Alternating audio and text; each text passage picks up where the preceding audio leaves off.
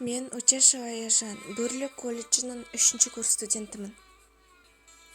Еліміздің тарихында, жалпы әлем тарихында Ұлы Отан соғысы ардагерлерінің есімі өшпес ерліктерімен мәңгілікке жазылып қалды. Жалпы тарих үшін бұл аз ғана уақыт болса, адамзат өмірінде алатын орны ерекше. Қан майдан, сұрапыл соғыс жылдарында отан үшін отқа түс, күймейсің деген ұранмен шайқасқан, бүгінгі күні санаулы қалған ардагерлеріміздің ерліктеріне бас иіп, құрмет көрсету бүгінгі мен келер ұрпақтың өтелмес парызы. Сол себепті осы жеңіс күніне орай ардагерлерімізге арналған Мұқағали Мақатаевтың өмір жайлы өлеңін арнағым келеді.